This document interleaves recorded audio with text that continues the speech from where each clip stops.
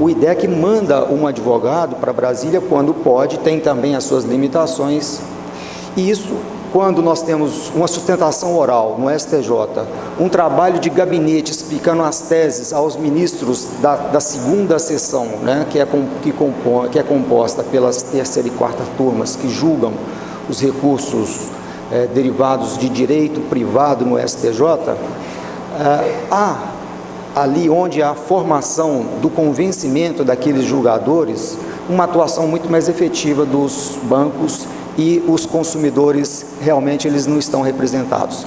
Então, esse fenômeno do recurso repetitivo foi idealizado para racionalizar as decisões judiciais, mas fez o inverso do que se propõe, inclusive em todo o mundo, que é a discussão da ação coletiva, lato sensu, na Class Action for Damages dos Estados Unidos e da nossa ação civil pública para a tutela de direitos difusos e direitos coletivos em sentido estrito e da ação coletiva para os direitos individuais homogêneos, que isso seja discutido em primeira instância, revisto esse ponto de vista na segunda instância e reservando ao STJ, sim, a uniformização da legislação, da aplicação da lei federal no Brasil. E com esse recurso repetitivo ocorreu o inverso. É o STJ que fala como será determinada a tese para aquela demanda. E a questão, então, da representatividade, ela fica extremamente comprometida, doutora Suzana, porque, na prática, o consumidor não está representado no STJ. A doutora Suzana mencionou, eu sou juiz de direito do Distrito Federal e há alguns anos eu tenho substituído desembargadores e tenho a oportunidade de ver quase que toda semana os bancos presentes nas sustentações orais, doutora Heloísa, e o consumidor não vai. O consumidor, quando tem um interesse individual, e às vezes o advogado vai fazer a sustentação ou passar os memoriais para o interesse individual, mas numa ação coletiva, onde há interesse difuso, coletivo em sentido estrito, ou até de direitos individuais homogêneos, o consumidor não está representado. Então, essa é uma questão que nós devemos refletir e examinar com mais cuidado essa paridade de armas e representatividade dos consumidores, especialmente no recurso repetitivo. Muito bem.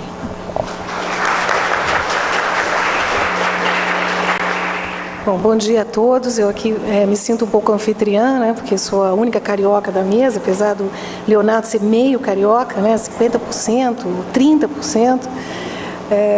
Mas então um prazer estar aqui nesse auditório, já estive algumas vezes e sempre muito feliz e muito emocionada, porque meu pai foi professor dessa casa muitos anos, então é sempre com alegria que eu volto aqui.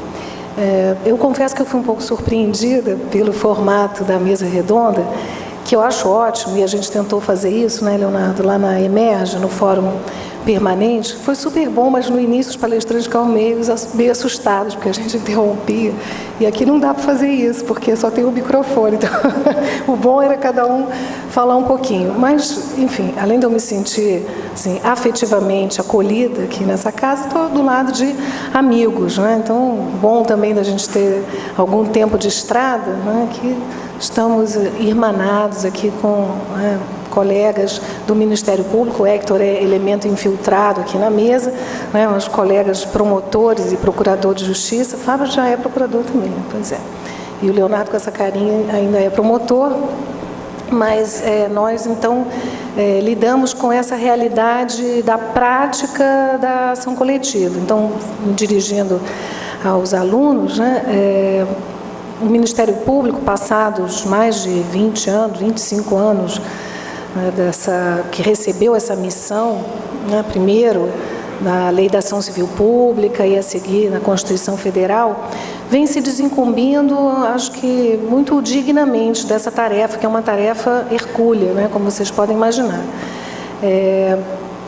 Nós ainda estamos buscando os meios de fazer isso de uma forma efetiva, né? Então, acho que as instituições, aí falando dos ministérios públicos, dos estados e também do MPF, né, acho que temos essa atribuição que não é exclusiva, né, porque a ação civil pública pode ser levada a juízo por outros legitimados, né, felizmente, para nossa alegria, né, há instituições públicas e privadas que também compartilham conosco essa missão, mas a verdade é que, decorridos todos esses anos, o Ministério Público ainda tem um protagonismo na tutela coletiva. Quer dizer, nós temos aqui no Rio de Janeiro um levantamento relativamente recente que nos diz que cerca de 75% das ações são propostas por nós. Então, realmente a gente tem esse caminhão para carregar, né? E não é uma missão fácil, porque nós somos também incumbidos da apuração desses fatos. Então, eu estou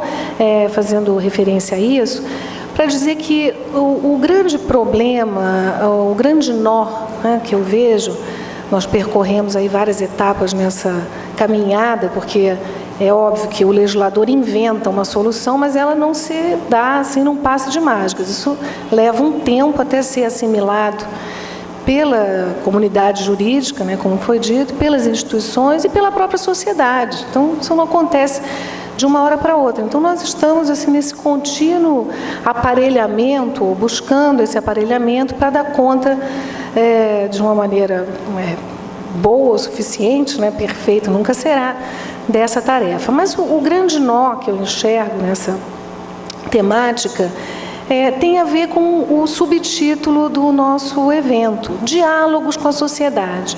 Realmente é crucial ouvir a sociedade. Então, o legislador se preocupou com isso em muitos momentos, né? Aqui, é sempre bom estar do lado dos amigos, né? Meu amigo aqui já me trouxe a cola, né, do Amicus Curiae, que eu não tinha realmente me preparado para isso, tenho que confessar para vocês. E não sei se eu tenho também muita coisa de útil a dizer sobre isso, mas está aqui no projeto de atualização, há uma previsão dessa participação, que é muito importante, já vem acontecendo, e relacionando os dois temas, né, propostos aqui para o nosso debate, dos recursos repetitivos e do Amicus Curiae. Quero lembrar que recentemente foi julgado o caso das taxas de cadastro, né, cobrança das taxas de cadastro, que é uma grande celeuma em todos os estados. Então, foi julgado como recurso repetitivo no STJ, e naquela oportunidade funcionaram como Amicus Curiae a FEBRABAN e o Banco Central. Onde estavam os consumidores? Onde estava, né, a sociedade, os interessados, ou como nós dizemos, os beneficiários dessa tutela, dessa providência jurisdicional que está sendo perseguida? Então, essa questão que o Hector levantou é realmente o grande problema, né, que a gente tem que, de posse dessas soluções que o legislador nos traz, procurar dar vida, né, a essas normas, mas voltado para essa preocupação do equilíbrio e de garantir a participação dos consumidores. Aqui no Rio de Janeiro, e também, se vão me permitir, sabe, quem está em casa, meu mestre Gustavo Tepedino sempre dizia assim: o dono do campo, o dono da bola tem lugar garantido no time, né? Isso é uma tradição do futebol. Então, eu certamente estou aqui como representante do Rio de Janeiro, então vou aproveitar a oportunidade para falar um pouco do que a gente está fazendo aqui no nosso estado, e que é de interesse também da comunidade acadêmica da UFRJ, enfim, de uma maneira geral. Dentro dessa preocupação de dar voz aos consumidores, né, que a solução aqui do Amicus Curiae também vem buscar, né, o Ministério Público do Estado do Rio de Janeiro lançou há cerca de um ano atrás um site que fica hospedado, um portal que fica hospedado no site do Ministério Público, chamado Consumidor Vencedor, que reúne os sucessos, né, as vitórias, como o nome está dizendo, vitórias que nós obtivemos em favor dos consumidores. Porque nós constatamos, a partir de uma reflexão interna que foi feita, que os consumidores não sabiam o que nós fazíamos e muito menos sabiam o que já os beneficiava, o que nós já tínhamos conseguido em decisões favoráveis nas ações civis públicas. Então, na verdade, era um jogo assim meio de faz de conta, né? O promotor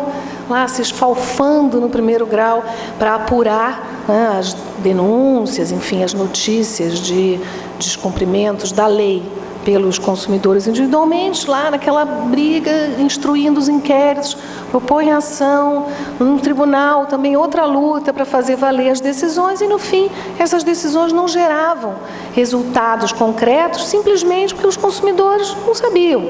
Então, aquela coisa, a explicação óbvia, né? O óbvio é muito difícil de enxergar, a ponta do nariz é difícil de enxergar, né?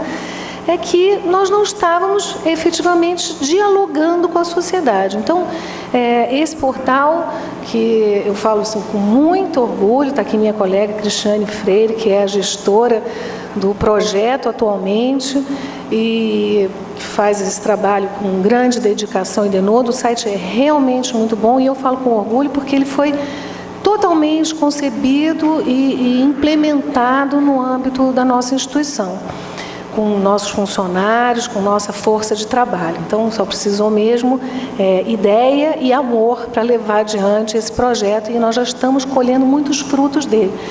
Mas, feita a minha propaganda aqui, bom, e faltou dar o endereço, né, claro, que é www.mprj.mp.br e lá dentro vocês vão achar o consumidor vencedor ou entrando diretamente consumidor vencedor, sem ponto, .mprj.mp.br.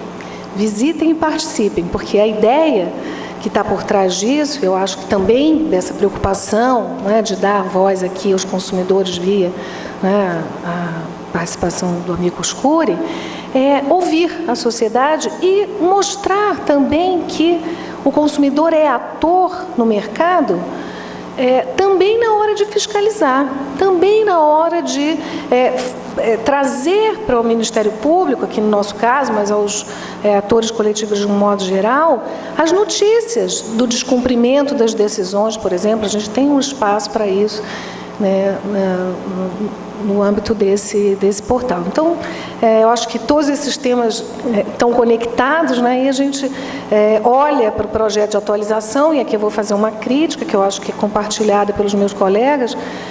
Faltou, né, na atualização uma regra mais eficaz com relação a essa distância que existe, né, tentando suprir a distância que existe entre aqueles que representam os consumidores e os beneficiários das ações civis públicas. Então, é isso.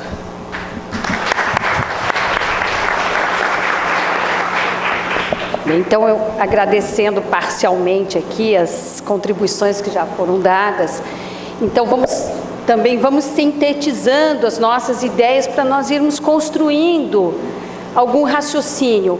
Então, o que se colocou até o presente momento com relação a esse tema é que, voltando aqui, gostei de pensar o diálogos com a sociedade, que né, é o subtema do nosso evento aqui. Há necessidade de que as instâncias decisórias decidam causas que tenham reflexo no âmbito da sociedade, vamos colocar aqui no direito do consumidor, mas isso vale para a tutela de outros direitos também, que o faça com a causa evidentemente maturada do ponto de vista das discussões que podem abranger o tema.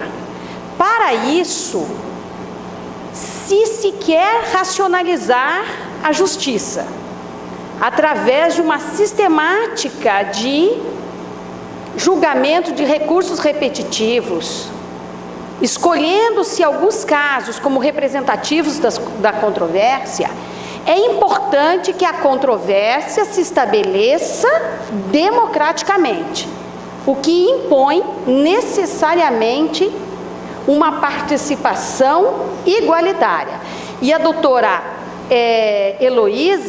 o doutor Hector muito bem lembrou, não, doutora Heloísa, que no recente julgamento sobre TAC-TEC, TAC é taxa de abertura de crédito e a TEC é a taxa de emissão do boleto, não é? De crédito, quais as instituições que estavam representando os interesses da sociedade? Banco Central e FEBRABAN, e não estavam as instituições de defesa do consumidor.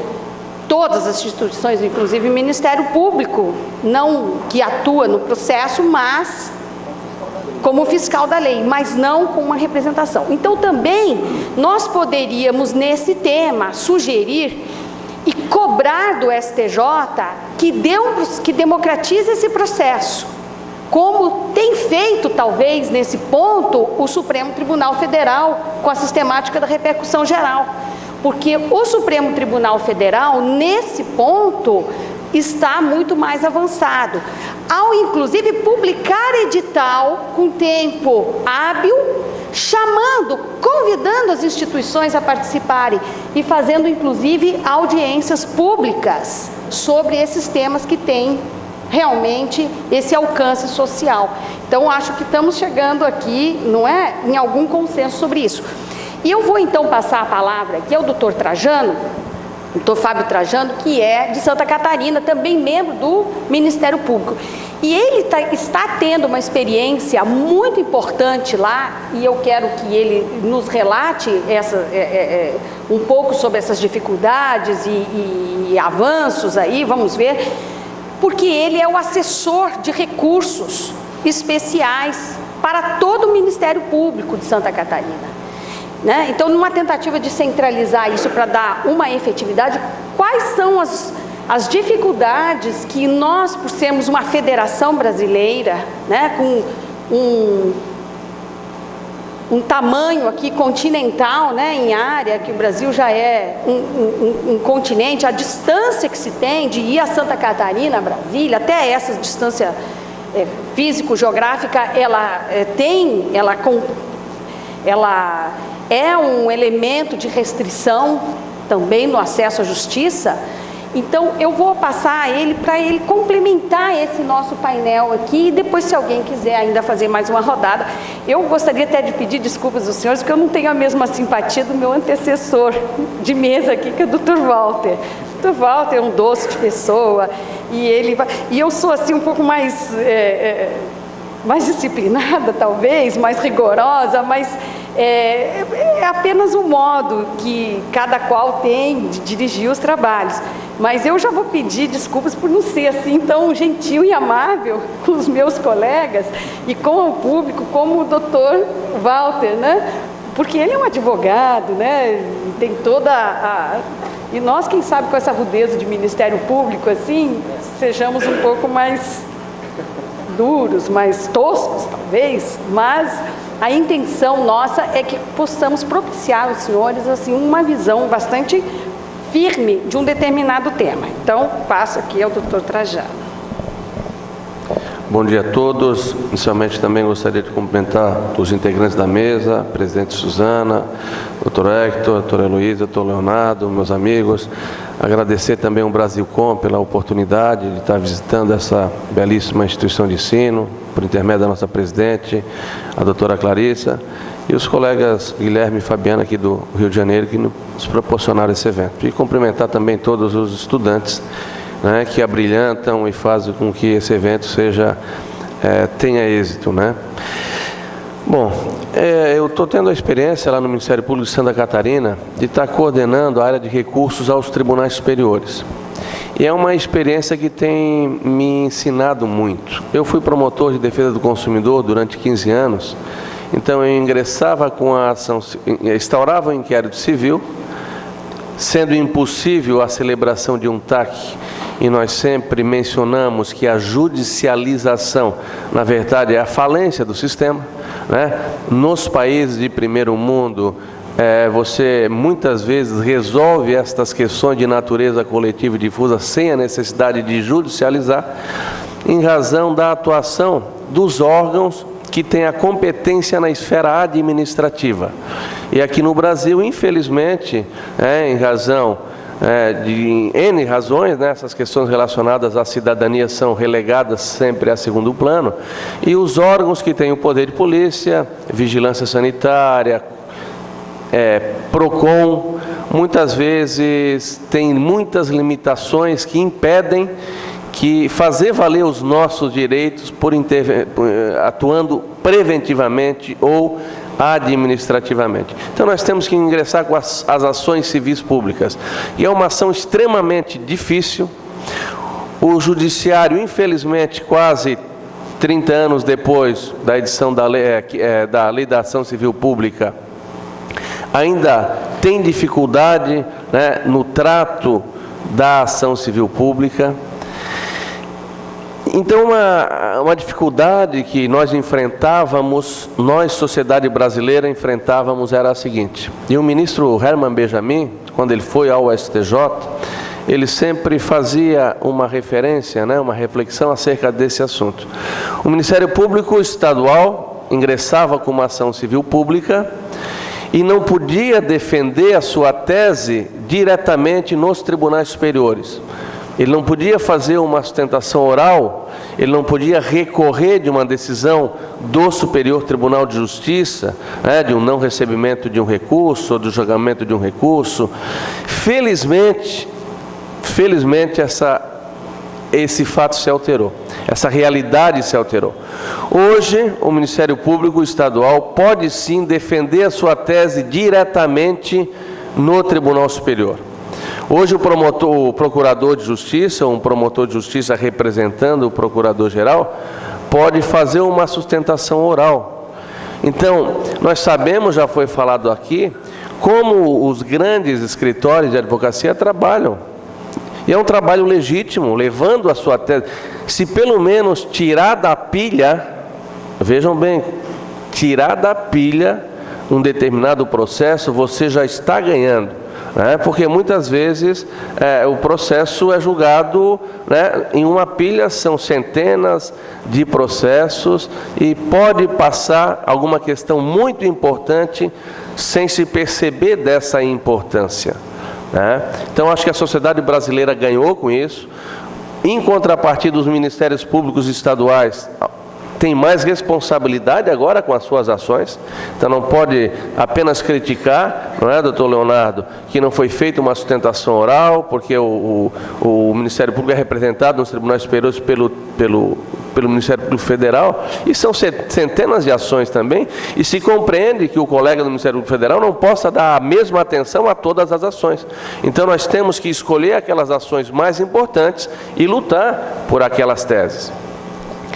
Agora, na linha do recurso repetitivo, né, não é apenas o recurso repetitivo, na minha avaliação, que nos preocupa. Ações de natureza individual, muitas vezes com cunho difuso, e passa desapercebido por todos nós. Eu vou dar um exemplo que nós estamos vivenciando lá em Santa Catarina e que pode alterar a realidade de todo o Sistema Nacional de Defesa do Consumidor. O que acontece? Os PROCONs, usando de sua competência na esfera administrativa, vêm aplicando as multas, especialmente às operadoras de telefonia.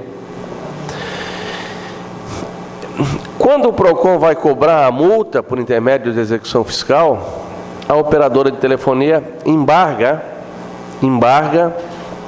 o juiz confirma a necessidade de pagamento da multa, e o Tribunal de Justiça de Santa Catarina vem compreendendo, vem entendendo que o PROCON não poderia aplicar uma multa em uma relação interpartes.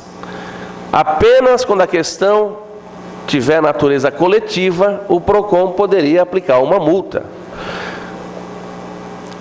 Vejam, senhores, nós estamos há quantos anos da edição do Código de Defesa do Consumidor? Vejam, senhores, a repercussão de um acórdão dessa natureza. Mas a operadora de telefonia, e esse recurso caiu lá na Coordenadoria de Recursos, recorre ao Superior Tribunal de Justiça pedindo aumento de honorários advocatícios. Então, em razão disso é que o recurso caiu conosco. É uma execução fiscal e o Ministério Público às vezes não participa da execução fiscal, então a sociedade não está representada por intermédio do Ministério Público, e o tribunal vem dizendo sistematicamente, em várias decisões de comarcas diferentes, que em razão, o PROCON estaria substituindo o Poder Judiciário. Então percebam o significado, a importância, o reflexo de uma decisão dessa natureza. Aí você se pergunta, não, mas isso vai ser modificado no STJ? Não vai prevalecer. Como nós nos perguntávamos, a questão da prescrição da ação civil pública vai ser modificado no STJ, não vai prevalecer. E não foi modificado no STJ. Não foi modificado no STJ.